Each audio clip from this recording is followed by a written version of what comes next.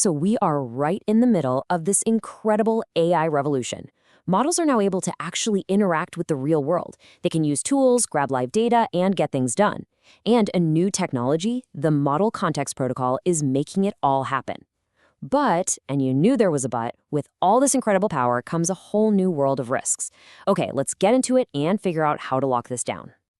All right, so let's kick things off with the biggest threat on the table.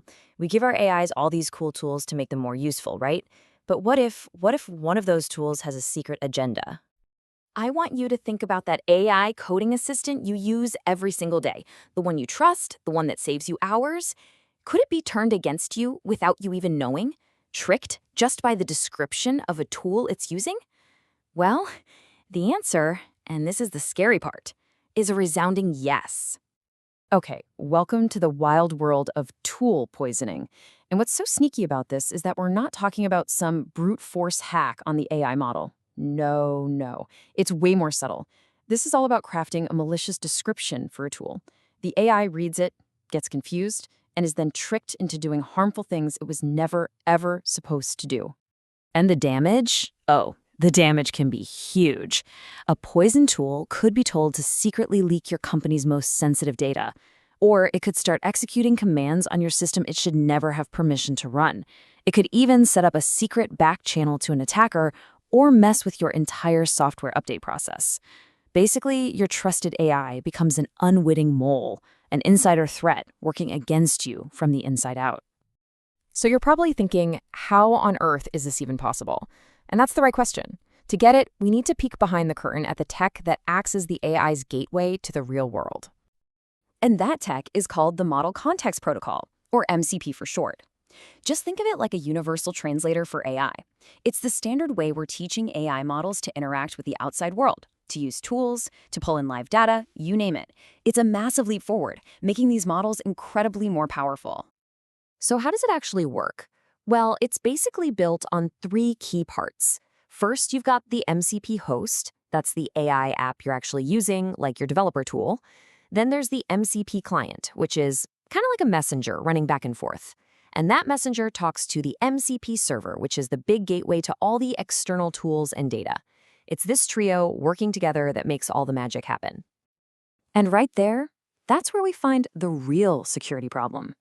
See, MCP is basically a bridge connecting your super smart, trusted AI to this vast open world of external tools. And here's the kicker. You can't always trust those tools. Your old school security playbook, the stuff you use for APIs, it's just not going to cut it here. This is a whole new ballgame.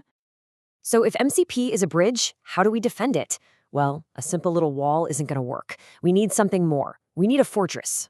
A full-blown security framework built from the ground up just for the weird new risks that come with MCP. And the single guiding rule for building this fortress? It's a classic insecurity, but it's more important now than ever.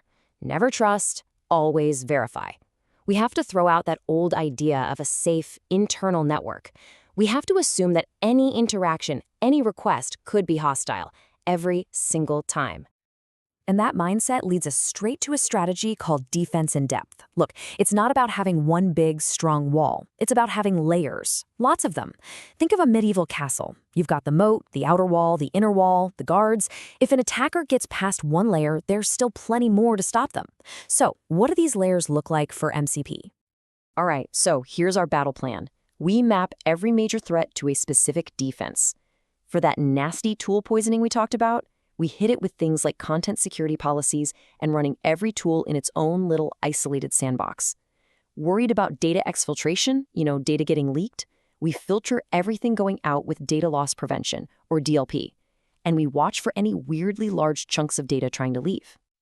Let's get even more practical. Here are the core strategies you absolutely need. First, network segmentation. You put your MCP stuff in its own little quarantine zone on the network. Then, enhanced authorization. We're talking super specific access tokens that expire, like really fast.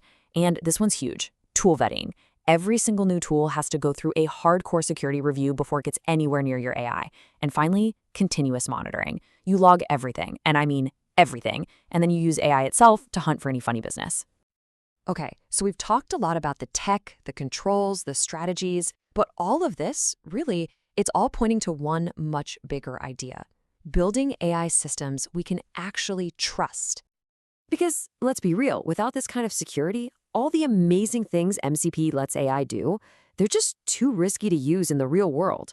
One breach, one poisoned tool, and you could be looking at a massive data leak or a total loss of user trust. That's why security isn't just a feature you add on. It's the foundation. It is trust. You know, when you think about it, we're standing at a fork in the road. Down one path, we get an AI that's constantly vulnerable, that does unpredictable things, an AI you just can't trust.